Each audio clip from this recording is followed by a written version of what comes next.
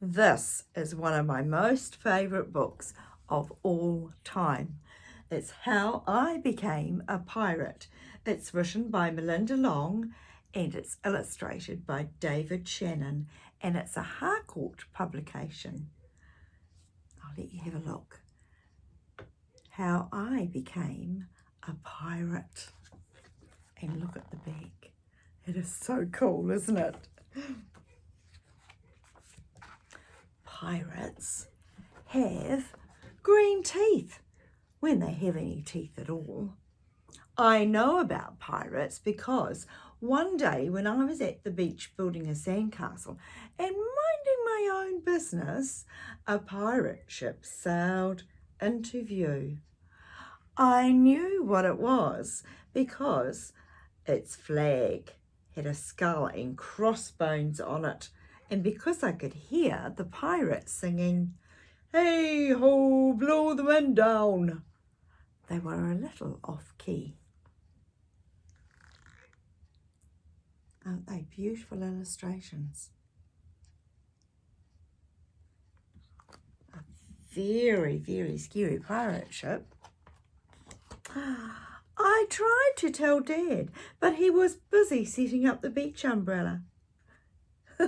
You can just see Dad's legs. I tried to tell Mum, but she was busy slathering my baby sister with sunblock.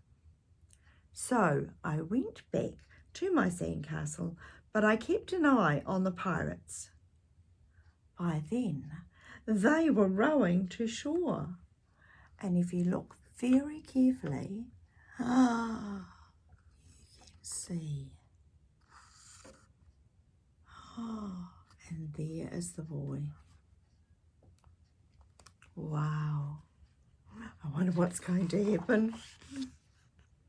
When they landed, the head pirate climbed out of the boat and yelled, "Ahoy there, me matey! Be this the Spanish Main?" "No," I said. "This is North Beach." "Shiver me timbers," the pirate said.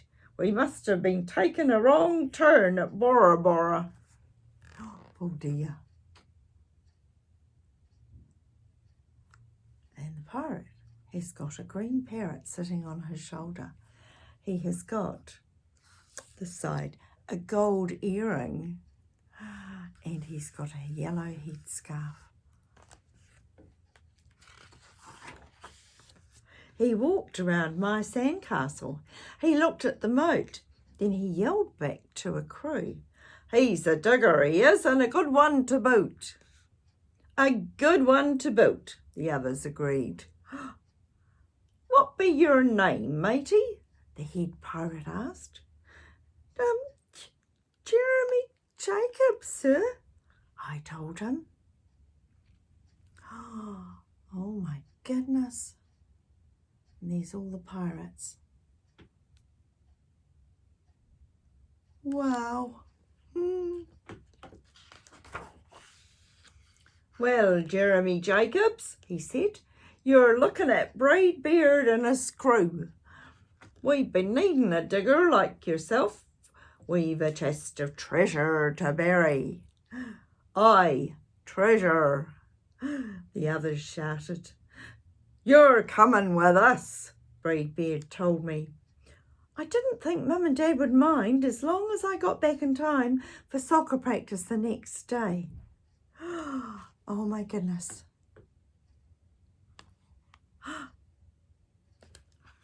Where are they taking him?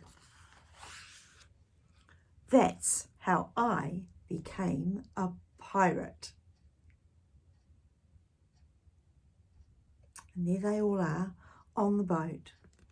I think they might be heading back to the pirate ship.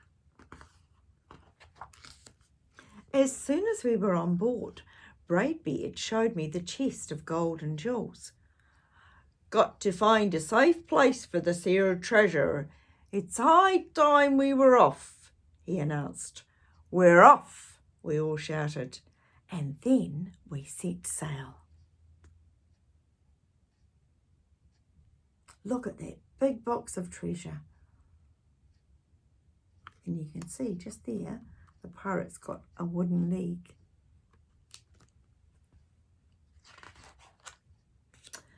There was plenty to do on board. The pirates taught me to sing sea shanties, the louder the better, and to say real stuff like landlubber and scurvy dog. By dinner time, I could speak pirate perfectly. I also learned pirate manners. Braidbeard pounded his fist on the table and yelled, "Down the hatch, me laddies! Down the hatch!" We all shouted. Braidbeard gulped his food and said, "Hand me over the meat." "The meat!" we all roared. Nobody told us to finish our spinach, there wasn't any, or to chew up our carrots. They weren't allowed on board. We talked with our mouths full and nobody said please or thank you.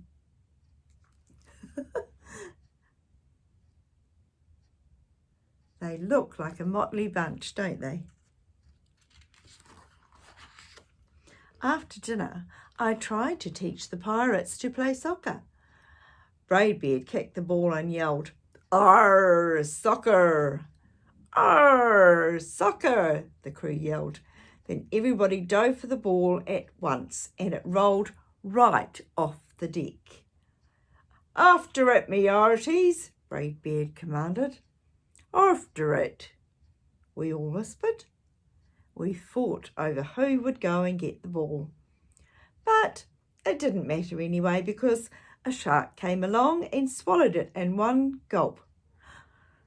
So much for soccer. Oh dear. And there is the shark. Nobody wanted to go in the water to get it, did they? By now, it was past my bedtime. But nobody tells pirates to go to bed, or to take a bath, or to brush their teeth. Maybe that's why their teeth are green. Pirates sleep with one eye open, just in case, and they don't change into pyjamas unless they want to. Pirates don't do anything they don't want to, except for maybe swabbing the decks. I wanted to be a pirate forever.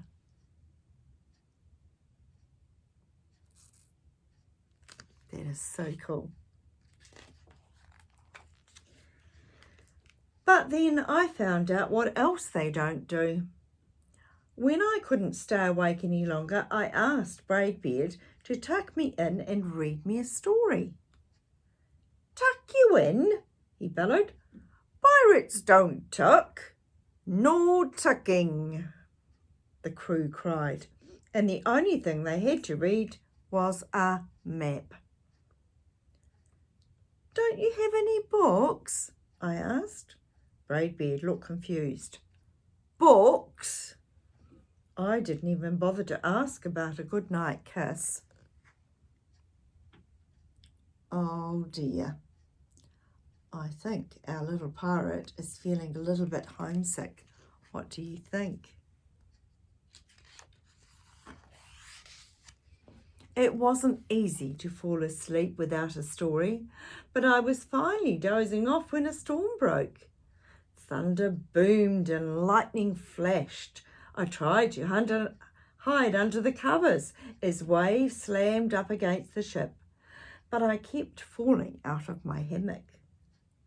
I couldn't find anyone in the cabin. They were all on deck. "Lower the sails," Braidbeard shouted. "Batten down the hatches." Everybody ran round yelling and lowering and battening. Nobody had time to sit close and tell me it would all be over soon. Nobody even noticed me. I decided that I didn't want to be a pirate after all. And there you can see him just there. I think maybe he's a little bit scared in the big storm that's there.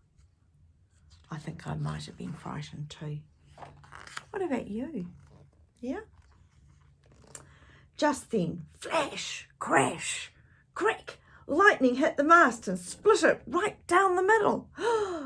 What do we do now? Yelled one of the pirates. We'll have to turn back, called another. But the treasure, hollered Braidbeard. Where will we bury the treasure? I stepped forward.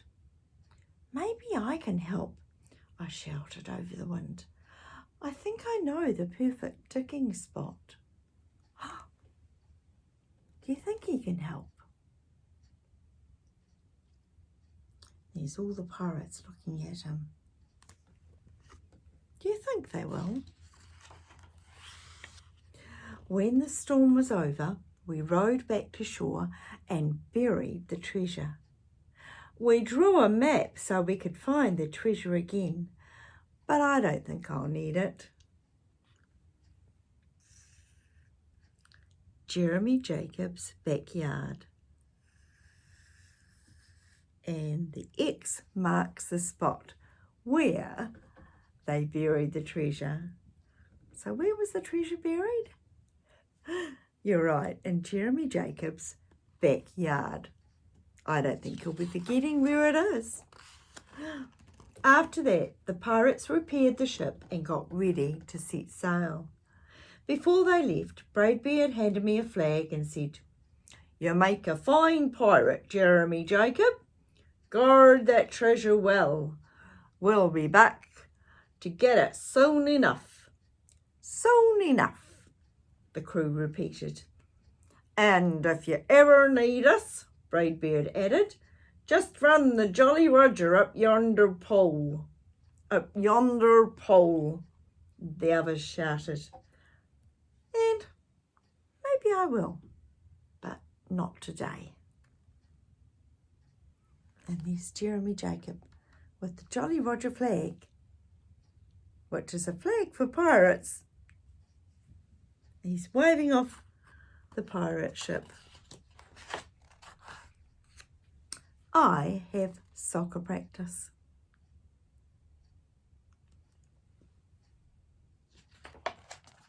And that's the end of that. Did you enjoy that? No, I think you can see why it's one of my favourite stories. Don't forget to like and subscribe, and we'll see you again soon. Ka kite, my friends.